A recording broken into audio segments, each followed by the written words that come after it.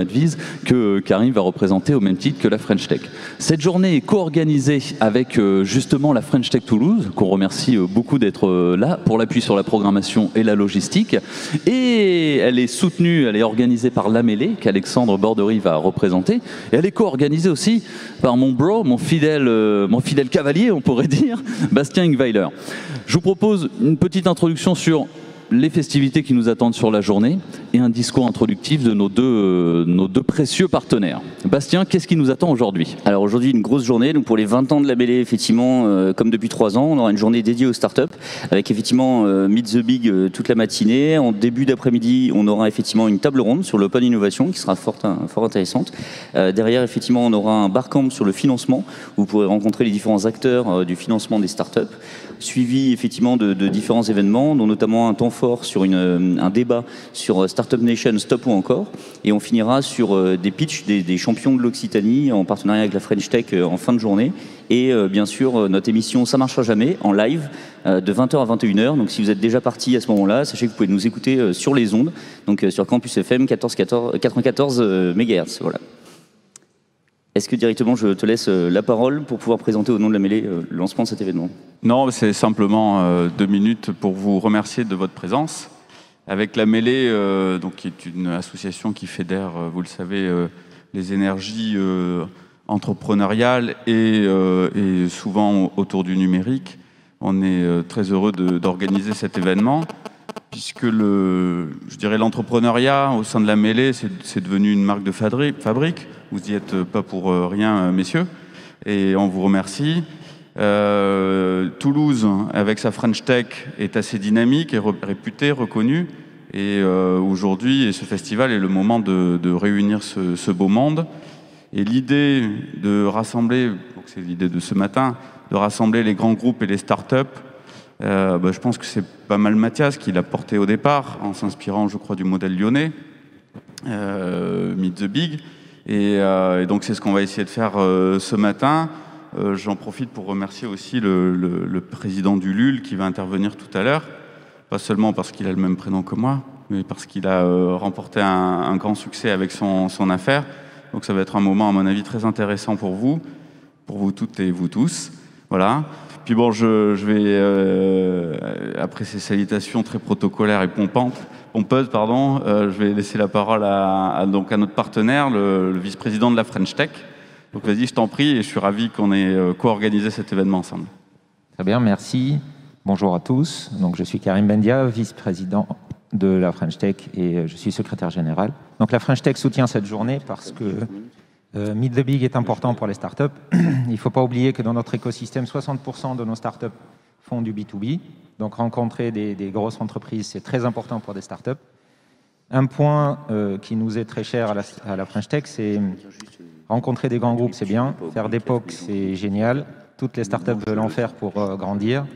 Faire du business avec des bigs, c'est encore mieux. Je suis passé par ces phases-là où on a plusieurs POC qui n'aboutissent pas ou qui aboutissent à pas grand-chose. Ce qui est important, et ce qu'on voudrait dire aux bigs, c'est que les petits peuvent amener beaucoup, mais que les gros ont des business qui peuvent vraiment enrichir les petits.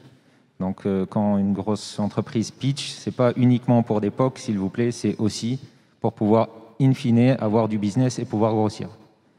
Voilà, donc on soutient complètement cette démarche de Meet the Big, c'est très important pour nous. Voilà, merci. Merci beaucoup, on peut les applaudir s'il vous plaît. Merci, je vous invite à passer au stand de désinfection de micros, ce qui me permet de dire à tous les pitchers et les pitcheuses présentes qui sont déjà là, donc je suis très heureux de vous retrouver, qu'on a voilà, évidemment dans les bonnes conditions, respect des règles sanitaires, une désinfection obligatoire du micro en entrée et en sortie de scène. Alors merci pour cette introduction, je vais rebondir sur la parole de Karim. C'est vrai que les startups sont amenées à un moment ou à un autre à devenir des bigs, et il est important, quand on commence vraiment à une échelle microscopique, on va dire, de savoir qu'on peut justement performer, qu'on est voué justement à performer. Alors, pour introduire un petit peu cette journée, on a dans le cadre de la visio, c'est une crise et aussi une opportunité d'avoir des intervenants, malgré qu'ils soient à distance, je vais dire plutôt prestigieux, puisqu'on a un ancien small, il y a 10 ans, qui a commencé dans sa chambre de bonne à Paris, à imaginer un concept qui s'apparentait à de la finance solidaire, par les proches, par les amis, par la famille, ce qu'on appelle la love money en termes start-up, les premiers financeurs, les early adopters. Il avait commencé à imaginer une plateforme où on pourrait condenser, on pourrait agréger un petit peu tous ces dons sur un projet à un instant donné dans une ligne temporelle définie. Ce mec qui était dans sa chambre de bonne il y a 10 ans, il s'appelle Alexandre Bouchereau, et actuellement c'est encore et toujours le président fondateur de la plateforme Ulule. Alors mon petit sondage comme ça, parce que Alexandre étant à distance, il aime bien poser la question, qui connaît Ulule dans la salle? Alors c'est plutôt bon signe. Et qui a déjà fait une campagne sur Ulule? Bien, j'invite les autres à en faire. Et qui a déjà donné sur une campagne Ulule? Eh ben, c'est encore plus rassurant. Donc vous serez évidemment, je pense, ravis d'accueillir Alexandre Bouchereau, où je vous demanderai juste 2 petites minutes, le temps de l'accueillir, je vais dire techniquement. Et après, on va passer à une keynote d'introduction, donc d'une petite demi-heure, en introduction de Meet the Big, pour lancer ce Business Startup Day. Donc je vous dis merci, je disparais derrière mon micro à la technique, et je vous dis à tout de suite.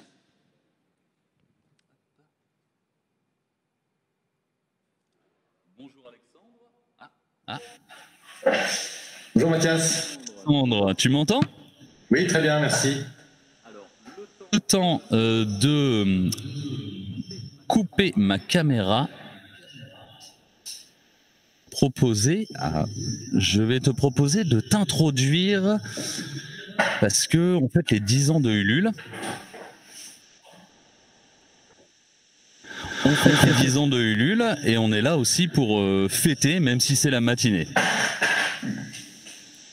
Avec plaisir. Tu veux que je m'introduise moi ou tu...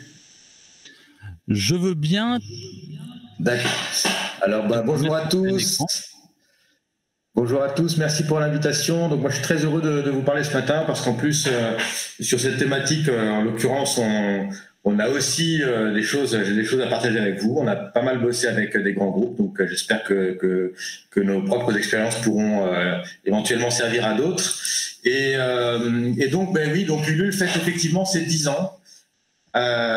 Et alors, ce qui est un petit peu étonnant, c'est que généralement, on ne regarde pas trop dans le rétroviseur. Hein, quand on avance sur un projet comme Ulule, on regarde toujours vers l'avant. Et parfois, quand même, c'est pas mal de jeter un petit œil dans le rétro. C'est une façon aussi de remercier toutes les personnes qui ont contribué à faire d'Ulule ce que c'est aujourd'hui. Donc, Ulule, c'est un incubateur participatif qui a permis à 32 000 projets de voir le jour grâce à la contribution de 3 millions d'internautes. Et tout cela avec plusieurs dizaines de partenaires. Donc voilà, je suis cofondateur d'Ulule que j'ai monté donc en 2010. Et si vous voulez, je peux revenir un petit peu sur l'histoire rapidement du site. On vient de te récupérer sur le grand écran, mais on t'a entendu en podcast de la matinée. Donc 32 000 projets, mais comment on passe d'une idée folle dans une chambre de bonne à 32 000 projets financés? Alors le premier projet, en l'occurrence, il a été financé le premier jour. Mais pour revenir peut-être un petit peu sur l'intention initiale, donc au début, l'envie, elle est très simple. Hein. Moi, je suis ce qu'on appelle un multi-entrepreneur, donc je sais ce que c'est que les difficultés pour lancer une activité, pour passer de l'idée à l'action. Et donc, l'idée au début, elle est très simple, c'est de donner des outils aux créateurs pour les aider à lancer leur projet. Et de leur donner des outils qui leur permettent d'une part d'obtenir du financement, mais aussi de tester une idée. Et donc cette idée, en fait, moi, multi-entrepreneur, dans la décennie d'avant, j'avais lancé plusieurs choses, notamment dans le domaine de la culture. Donc la question du financement, évidemment, c'est une question qui revient toujours, mais aussi la question parfois de tester une idée, c'est-à-dire de voir si elle retrouve un écho auprès du public. Et dans les 10 années précédentes, là je vais faire un petit peu dinosaure, mais en 1998, quand j'ai lancé ma première boîte, il n'y avait pas de réseaux sociaux, il n'y avait quasiment pas de paiement en ligne, et donc il y a énormément de choses qui étaient plus difficiles. L'idée avec Ulule, c'était d'apporter la puissance des réseaux sociaux au service des créateurs et des entrepreneurs. Donc on s'est effectivement lancé en 2010 dans une chambre de bonne, la chambre de bonne étant un peu l'équivalent du garage californien. Et en fait, on était donc 2 au début, puis 3, puis 4, et ça a très vite fonctionné. C'est-à-dire que le premier jour de l'ouverture du site, il y a un premier projet qui a été financé. contre toute attente, entre guillemets, parce que nous, on y croyait très fort, mais c'est vrai que beaucoup de gens nous disaient mais jamais des inconnus viendront financer un projet. Et en fait, ça a marché tout de suite. Et ensuite, le bouche à oreille a assez rapidement fonctionné. Donc, il y a eu 10 projets financés, puis 20, puis 50, puis 100. Et donc, effectivement, aujourd'hui, on est à 32 000. Donc, dans les premières années, on a bootstrappé, comme on dit dans le monde du web, c'est-à-dire qu'on a vraiment tout autofinancé. Et puis, on a essayé de bien écouter la communauté, de voir en fait que l'intention était forte. Alors, bien sûr, chez les créateurs entrepreneurs qui se lançaient, mais aussi chez les contributeurs qui participaient à des projets. Donc, une intention forte de faire partie comme ça d'aventures créatives ou entrepreneuriales. Et aussi, de plus en plus, chez des marques qui ont commencé à nous contacter. Et donc, ce faisant, on a appris évidemment beaucoup de choses et on a aussi mis à jour un petit peu toute notre philosophie qui aujourd'hui, vous pouvez retrouver sur le site dans ce qu'on appelle le manifesto, en comprenant que notre rôle, en réalité, c'était de donner à chacun le pouvoir de passer de l'idée à l'action. Et donc, pour ce faire, on a été aussi donc pionnier du crowdfunding, bien sûr, mais aussi pionnier de ce qu'on appelle l'économie à impact, puisque en 2015, on a décidé de passer la certification B Corp et on faisait partie des 20 premières entreprises en France à être B Corp. Puis en 2016, on a fait une première levée de fonds. Donc la première levée de fonds est venue assez tardivement. Une première levée de fonds, en l'occurrence avec Citizen Capital en lead, qui est un fonds de impact investing. Et à partir de là, on a poussé les curseurs, notamment sur l'international, et en travaillant toujours sur une dimension à la fois donc internationale, mais aussi multilocale. Alors comment on travaille l'expansion multinationale et le soutien des projets locaux ? Et en fait, on s'est rendu compte que dans les intentions des contributeurs, il y avait beaucoup d'intentions d'aller financer des projets près de chez soi. Alors, ce qu'il faut bien voir, c'est que sur Ulule, il y a des exemples de startups qui ont été financées sur Ulule, mais il y a beaucoup, et c'est principalement des boîtes, on va dire, de l'économie classique. Donc, c'est beaucoup des épiceries zéro déchet, des restos. C'est un petit peu le 99% qui n'est pas forcément financé par des VC ou qui est pas start-up, mais sur des business tout à fait concrets. Et là-dessus, en fait, que ce soit l'ouverture d'une librairie ou que ce soit l'ouverture d'un restaurant, bah, évidemment, le fait de vouloir le faire financer un entrepreneur près de chez soi est important.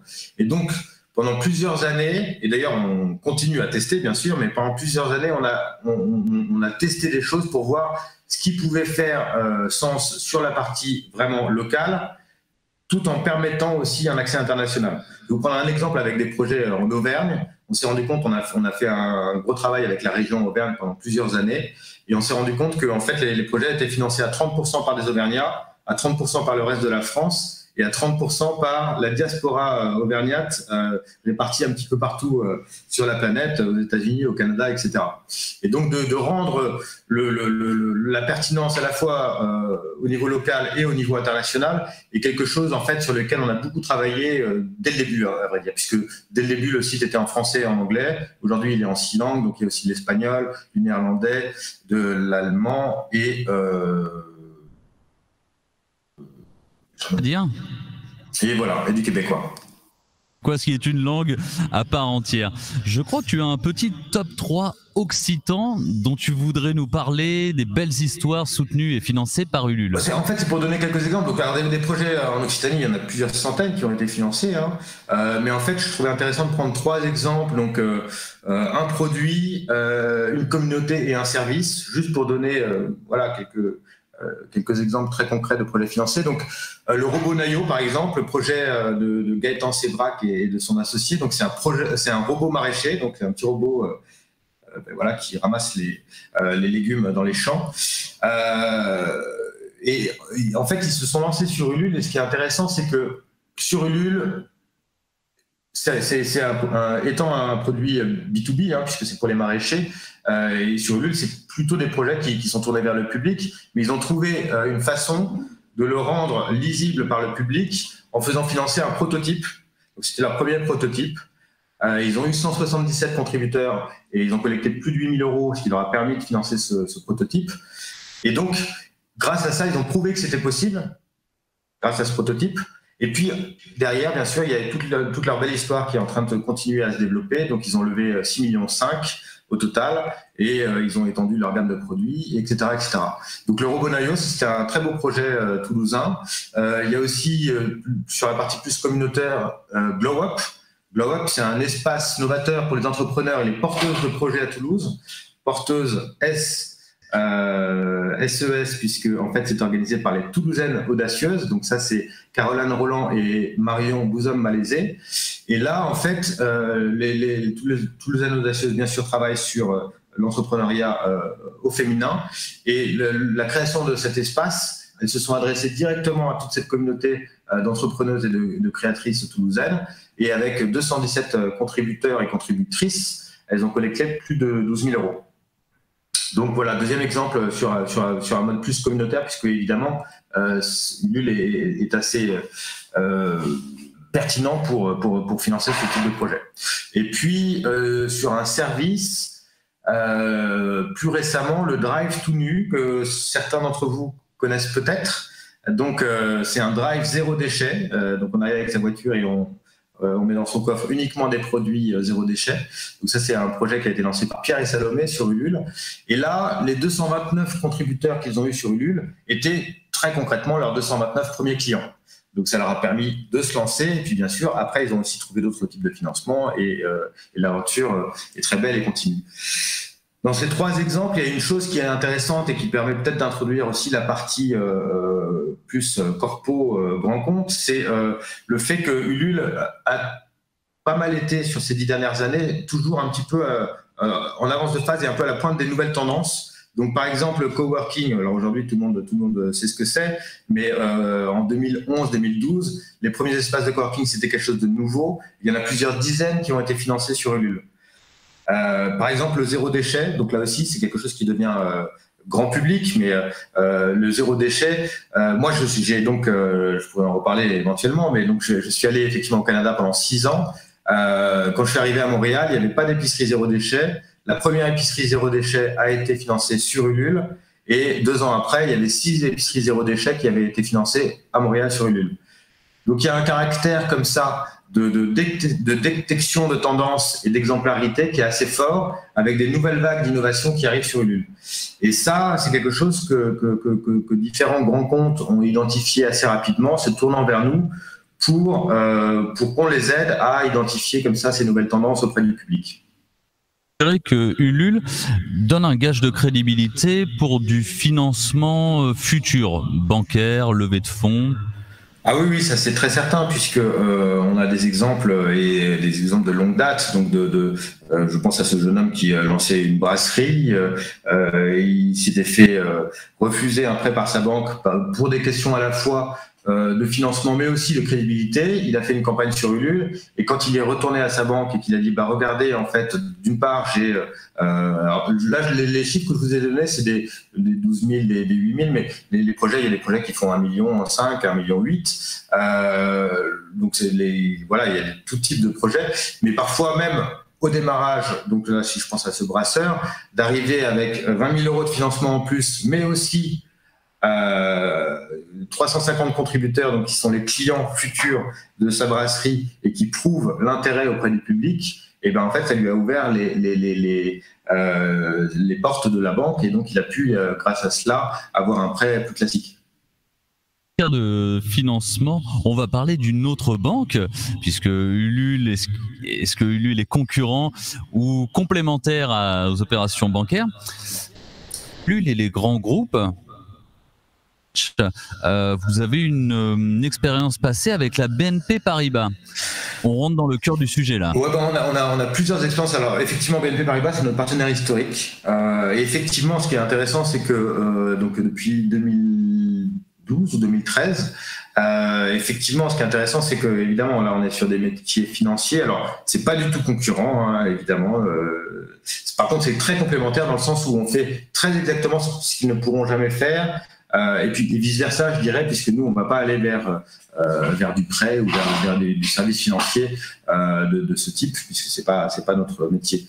Donc oui, c'est très complémentaire. encore une fois, en amont ou parfois sur des lancements de nouveaux produits, ça peut être plus tardivement même dans la vie d'une entreprise, hein, puisque c'est pas que des entreprises en création qu'il y a sur Ulule, c'est aussi parfois des entreprises qui lancent un nouveau produit, tout simplement. Mais donc là, il y a eu cette détection d'un sujet intéressant. Alors d'ailleurs, on a fait pas mal de choses avec eux pour renvoyer vers BNP des dossiers en financement bancaire post-campagne sur Ulule. Aujourd'hui, en fait, tout ça, c'est beaucoup... comment dire, tout ça se fait beaucoup sur un label BNP Paribas qui s'appelle Act for Impact, parce que même s'il y a pas mal de types de projets sur Ulule, on a quand même quelque chose de très spécifique aussi, c'est les projets à impact. Donc, c'est tous les nouveaux entrepreneurs qui souhaitent changer les choses avec des produits innovants qui sont généralement durables ou qui réinventent la façon de produire de façon plus locale. Par exemple, sur la mode, un des premiers projets, c'était 1083, donc qui est un projet de relocalisation. C'était le premier jean fabriqué en France. Alors, depuis, il y en a eu quelques-uns, hein, mais là encore, la valeur d'exemplarité est intéressante. C'est le premier jean 100% fabriqué en France qui s'est lancé sur Ulule. Et donc sur la mode, il y a énormément de projets sur Ulule qui sont des projets de mode durable. Et donc aujourd'hui, ce qu'on fait avec BNP Paribas, c'est autour de ce label Act for Impact pour aider les créateurs à impact, ce qu'on appelle parfois les solution makers, à se lancer. Mais donc voilà, le premier grand partenaire d'Ulule, c'était BNP Paribas. Ensuite, on a aujourd'hui une vingtaine de partenaires actifs. Donc, ça peut être Engie. Engie, on a un appel à projet et une chaîne qui promeut des projets autour des énergies nouvelles et de la réduction de l'empreinte carbone. Donc, ça peut passer par l'économie circulaire, donc ça peut passer par différentes thématiques. Mais on travaille aussi avec Veolia, avec les Galeries Lafayette, avec RTE, avec Volvo. Et donc, on a beaucoup de marques comme ça qui sont venues chez nous, soit directement soutenir des projets, soit lancer des appels à projets et faire du sourcing pour répondre à des problématiques qui étaient les leurs. Excuse-moi, c'est un peu à ras de terre, mais ce sont des services de collaboration, des services que vous vendez à des grands groupes. Oui, tout à fait. Alors ça, donc c'est des services qu'on vend, c'est à peu près la moitié de notre modèle. Hein. Une moitié, c'est la commission, puisque Ulule perçoit une commission si le projet est financé avec succès. Et ce qui arrive bien souvent, puisqu'on a le meilleur taux de succès en fait de toutes les grandes plateformes de crowdfunding dans le monde, plus de 70% aujourd'hui. Et l'autre partie du modèle, c'est effectivement un modèle qui est plus avec les marques, donc pour mettre en place des opérations de sourcing, des appels à projets, parfois de la création de contenu aussi. Et donc oui, ça c'est quelque chose qu'on fait payer. Et d'ailleurs, c'est quelque chose, je pense, qui est important pour les participants de la journée d'aujourd'hui, c'est que en fait, au tout début, on va dire vers 2011-2012, quand les choses ont commencé à prendre un peu plus d'ampleur, on a des marques, des grandes marques qui sont venues nous voir, des grands groupes. Tous étaient assez curieuses de voir comment ça fonctionnait, d'essayer de comprendre. Et effectivement, je pense que de basculer assez rapidement sur un modèle où on fait payer cela parce que tout simplement, ce qui est rare pour une start-up, c'est le temps et c'est le cash, très concrètement. Et donc, parfois, les grands groupes veulent faire par exemple un POC sur un sujet donné. Bon, de mon point de vue, il est très important, et c'est une question de responsabilité de part et d'autre pour les grands groupes et pour les start-up, que ce soit fait de façon économiquement viable, c'est-à-dire que les choses soient payées. Donc ensuite, la façon dont on a développé ces offres auprès des grandes marques, on fait aujourd'hui beaucoup de choses. Évidemment, se sont affinées. Donc aujourd'hui, on a des choses très très concrètes à proposer, même en termes de reach, hein, puisqu'il y a beaucoup d'audience aussi sur Ulule. Et donc voilà, aujourd'hui, les choses sont plus matures dans nos offres. Mais je trouve important que même quand elles l'étaient moins, en fait, très vite avec BNP Paribas par exemple, il peut y avoir une curiosité du grand groupe par rapport à la start-up, parce que qu'est-ce que c'est que cette chose-là, comment ça marche, etc. Et donc ça c'est très bien sur un premier rendez-vous, mais il faut très vite ensuite basculer sur un modèle où effectivement on pense à quelque chose où la start-up puisse être payée pour ce qu'elle fait, parce que tout simplement, sinon, ça lui prend du temps sans lui permettre de grandir sur la courbe à la fois d'expérience et de sécuriser un runway plus consistant. Oui, ne pas suffire à la simple image de la start-up pour espérer séduire un grand groupe, susciter des collaborations. C'est en substance ce que tu nous dis ? En fait, c'est surtout en fait d'identifier assez rapidement la valeur réelle pour pouvoir la vendre, tout simplement. Ce que je veux dire, c'est qu'il est possible, de mon expérience, de passer beaucoup de temps à discuter avec des grands groupes de façon, on va dire, échange d'informations, etc. Et donc, je pense qu'il faut trouver le point de bascule qui permet très vite d'initier aussi une relation commerciale. Parce que, in fine, en fait, la réalité de cette relation commerciale est le signe qu'il y a quelque chose de concret qui se passe. Alors du coup, on sent bien la mentalité nord-américaine en Canada où tu as vécu. Et je crois que tu as une anecdote, une histoire avec la Bank of West en Californie. Est-ce que tu peux nous en dire 2 mots sur la relation avec les corpos, les grands groupes ? Peut-être avec la casquette, voire le chapeau américain. Alors, avec Bank of the West, on a fait pas mal de choses là en Californie. Alors en fait, peut-être plus sur l'international de façon générale. Ce qui est intéressant en fait pour nous, c'est que on s'est développé donc sur la France et sur quelques pays européens. On va dire par le B2C, c'est-à-dire qu'on a eu de plus en plus de projets, de plus en plus de monde. Et le fait qu'il y ait du monde dans la salle, si je puis dire, et en fait, certains grands groupes, certaines marques ont commencé à se dire, tiens, qu'est-ce qui se passe ici si on faisait des choses avec eux ? Bon. Et par contre, quand on est arrivé aux États-Unis, c'est un peu le contraire, c'est-à-dire qu'il y avait personne dans la salle, on avait très peu de projets, mais il y a des marques avec lesquelles on a commencé à travailler. Donc la première, c'était Banque Nationale du Canada, en l'occurrence. Puis après Bank of the West en Californie, et donc la logique a été un petit peu renversée, c'est-à-dire que en France c'est le B2C qui a créé le B2B, et au Canada et aux États-Unis c'est le contraire, c'est le B2B qui nous a permis de booster le B2C. Et donc on fait des très très belles opérations, notamment autour de l'entrepreneuriat à impact et de l'entrepreneuriat féminin avec Bank of the West en Californie, où on les aide à aller sourcer des femmes entrepreneurs par exemple. Chose qu'ils savent difficilement faire eux en tant que grand groupe bancaire, et donc on les aide à faire ça parce que nous notre spécificité c'est d'être en résonance vraiment avec le monde des makers, des créateurs, et de pouvoir plus facilement leur parler qu'un grand groupe, alors qu'il va leur parler de d'autres façons bien sûr, hein, mais voilà, le côté sur le terrain en fait est bien plus fort bien sûr dans ce qu'on peut faire nous. Donc financier au chômage en fait. Oh non, pas du tout, non, parce que encore une fois, c'est plus 2 modes voilà, 2 modes qui sont différents, donc possiblement complémentaires, mais pas du tout. Je pense que nous, on a toujours en fait défendu cette idée-là parce qu'effectivement, dans le petit monde du crowdfunding, certains ont parfois prétendu un petit peu qu'ils allaient renverser la vapeur et prendre le lead sur le monde financier. Moi, je pense que c'est d'une part un peu présomptueux et en plus même pas utile pour les créateurs et les entrepreneurs. Nous, en fait, notre obsession, c'est ça. C'est qu'est-ce qui peut être utile pour les créateurs et les entrepreneurs.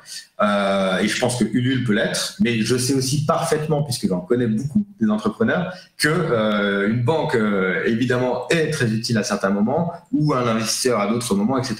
Donc, il y a une question de timing là-dessus. Alors là, on va parler sur la stratégie, si tu me permets d'enchaîner. Ulule a maintenant un ADN international. Si on devait donner 3 conseils pour conquérir le monde, l'Europe, vous avez conquis la foule. Les États-Unis, vous avez conquis les corpos, les grands groupes, du coup. Ça a été la stratégie de déploiement. Tout à fait. Alors, je pense qu'on n'a pas encore conquis la foule même en Europe. Alors, je pense que le premier point, c'est que évidemment l'international, c'est très difficile. Hein. Je pense que voilà, il faut le rappeler. Alors, surtout sur les services en B2C. Je pense qu'en B2B, ça peut être un petit peu différent. Mais je dirais dans ce cas-là, ouais, le premier conseil que je donnerais, c'est de bien identifier ses forces et faiblesses. Pardon. Et de définir une stratégie différente entre B2B et B2C. Parce que nous, donc aux États-Unis, on a des grands concurrents donc qui s'appellent Kickstarter, Indiegogo, etc.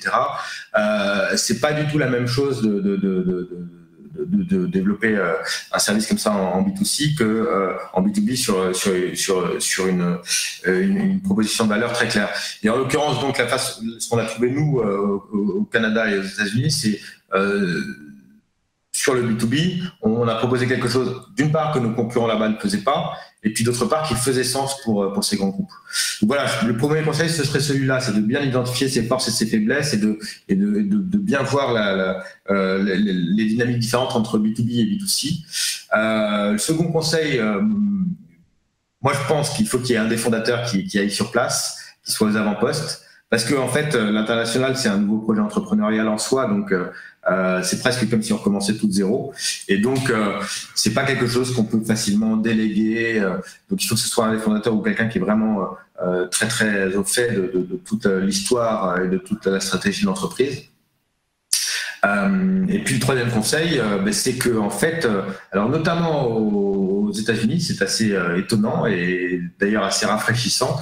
Personne ne nous attend, c'est sûr, et personne ne vous attend, ça c'est certain. Mais par contre, tout le monde est à l'écoute. Donc c'est assez facile d'aller parler avec des marques, avec des entreprises, avec des décisionnaires. Par contre, ça va très vite. Donc il faut affiner son discours pour vraiment souligner ce qu'il y a de très spécifique dans la proposition de valeur. Et si ça n'est pas très clairement identifié, en fait, oui, vous aurez accès, sauf que très vite, les portes se refermeront. Donc, il faut identifier ça et bien le mettre en avant pour pouvoir signer les premiers deals. Quelles étaient vos principales forces, vos principales faiblesses en allant à l'international, et quel était le fondateur qui est allé aux avant-postes? C'est toi, Alexandre? Ouais, c'est moi qui suis allé. C'est moi, tout à fait. Donc moi, je suis allé en 2015 m'installer à Montréal. Alors, quand je dis projet entrepreneurial, c'est qu'au début, je suis allé tout seul. Et j'ai monté là-bas une équipe. Donc aujourd'hui, il y a une quinzaine de personnes à Montréal. Et donc bon, c'est un petit exercice d'humilité parce que personne ne nous connaît, parce que voilà. Et en fait, j'ai eu la chance. Alors, il faut qu'un fondateur soit sur place, mais il faut aussi bien sûr travailler avec des gens sur place, avec des locaux, si je puis dire. C'est très très très important. Et donc mon premier client là-bas, c'était Banque Nationale du Canada, que j'ai signé en 6 mois en fait. Et là, je bénéficiais du fait que le crowdfunding était encore quelque chose d'assez nouveau. Je bénéficiais aussi, bien sûr, de ce qui avait été fait en France, c'est-à-dire que c'est quelque chose qui parle à l'international de montrer les business cases et de dire, regardez, ce type de business case, il n'y en a pas dans ce pays, mais on va le faire ensemble. Et donc, la spécificité, c'était le crowdfunding. Ensuite, la petite erreur qu'on a faite, c'est qu'on pensait qu'on allait aussi développer en faisant grandir la base publique B2C, et c'est là qu'il y a une dynamique un petit peu inversée, c'est-à-dire que comme on redémarre de zéro là-bas, le fait de monter au même niveau de volume que ce qu'on a aujourd'hui sur la France, évidemment, c'est pas la même façon d'y arriver, et donc voilà, c'est ce truc-là qu'il fallait renverser. Mais donc voilà, premier client signé en 6 mois, et puis ensuite on a fait différentes choses. Alors d'abord au Canada, puis aux États-Unis, et puis puisque l'aventure entrepreneuriale est une aventure pleine d'incertitudes et d'imprévus, et bien là sur les États-Unis en l'occurrence, on a eu un petit frein début d'année à cause du Covid, puisqu'on avait plusieurs clients. Donc on a fait de très belles opérations et puis bam, le Covid est arrivé. Mais voilà, ce qu'il y a de très spécifique sur Ulule, c'est encore une fois notre vraie capacité et notre légitimité aussi. C'est aussi une question de légitimité de parler aux makers, aux entrepreneurs, et donc de pouvoir les engager dans des programmes qui pour lancer leurs projets de façon très très différenciée de ce que font les acteurs classiques du financement. Aparté Covid à travers notre déroulé, est-ce que tu as vu chez les porteurs de projets, les créateurs de campagne Ulule, est-ce qu'il y a eu un frein, notamment dû à la crise sanitaire, ou est-ce que ce temps de confinement a été prolifique à lancer des nouveaux projets? En fait, on a très très clairement vu 2 temps, c'est-à-dire qu'il y a eu un premier temps de sidération où le nombre de projets a pas mal chuté. Donc les gens en fait voulaient pas se lancer parce que c'était très très difficile évidemment de savoir vers où on allait.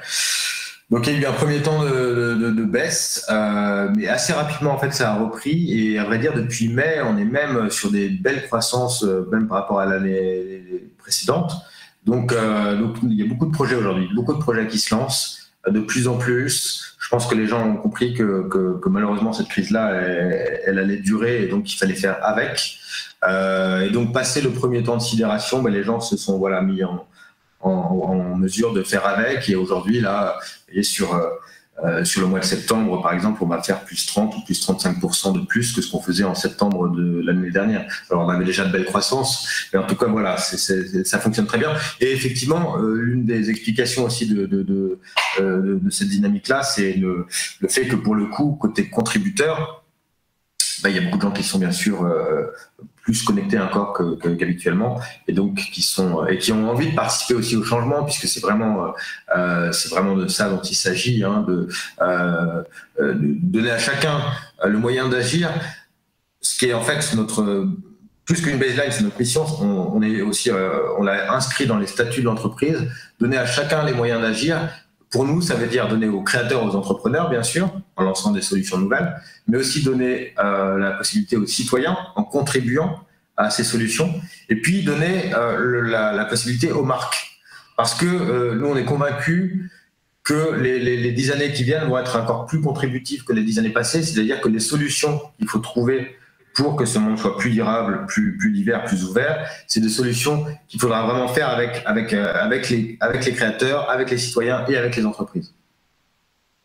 Le temps passe, c'est fascinant ce retour d'expérience. Ulule a 10 ans. Avant qu'on parle des 10 prochaines années, qu'on vous souhaite encore meilleures que les 10 premières, moi j'aimerais savoir une chose. Elle est devenue quoi cette chambre de bonne dans laquelle a germé l'idée d'Ulule ? Je pense qu'entre-temps, il y a 25 étudiants qui ont défilé dedans. Non, je ne sais pas ce qu'elle est devenue. Nous, on a lâché le bail, donc je ne sais pas du tout ce qu'elle est devenue. Question peut-être personnelle, à partir de quel moment t'étais dans quel endroit quand tu t'es dit « Waouh, Ulule, là, ça cartonne, ça va cartonner ». À quel moment t'as eu la petite étincelle de te dire « sur un truc » ? À vrai dire, le premier jour, parce que en fait, le premier jour, effectivement, donc on travaille dans une petite chambre de bonne, on travaille la première version, ça prend du temps, et plein de gens nous disent, mais en fait, ça a l'air super votre truc, mais enfin, ça marchera pas, etc. Et puis on le lance, et puis ça marche. Et donc ça marche. C'était à toute petite mesure, bien sûr, mais disons que checker là le reality check, en fait, était assez intéressant de voir parce que là, il y avait zéro budget de communication ou quoi que ce soit, donc on a fait ça vraiment. Et donc, de se dire que ça répond à un besoin, bien sûr, des créateurs, mais que ça répond aussi à une aspiration du public, on s'est dit, OK, ça marche. Et donc, à partir de ce moment-là, on se dit, si ça marche, maintenant, la question, c'est comment est-ce qu'on le rend plus grand, comment est-ce qu'on le rend plus pertinent encore pour les différentes parties prenantes. Donc ça, c'est un boulot énorme et c'est un boulot qui est loin d'être terminé. Mais en tout cas, on tient là quelque chose qui fait sens pour les créateurs et pour le public. Et est apparu à vos yeux, en fait, dès le démarrage. Oui, alors après, bien sûr, une façon de l'aborder, de l'analyser a pu évoluer, mais effectivement, je pense que quelque chose qui est assez fort à Ulule, c'est ce truc initial, en fait, qui est très simple. Donc, effectivement, là, on nous pose pas mal la question sur les 10 ans d'Ulule, et donc, d'ailleurs, vous voyez une petite affiche derrière moi, on a lancé sur le site, donc c'est 10.ulule.com, on a lancé une page pour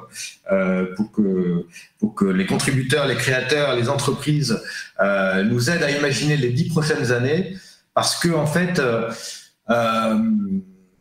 basiquement, en fait, je pense qu'on est dans un monde plein d'incertitudes.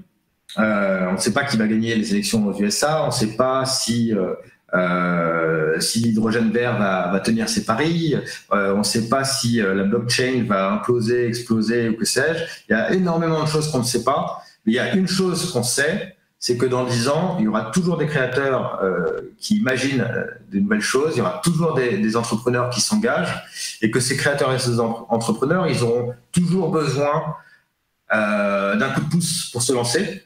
Et donc voilà, de ça on est certain. Et donc, nous, dans 10 ans, on veut toujours être là. Donc, il y a plein de façons d'innover encore pour accompagner au mieux ces créateurs. Mais dans 10 ans, on veut être là.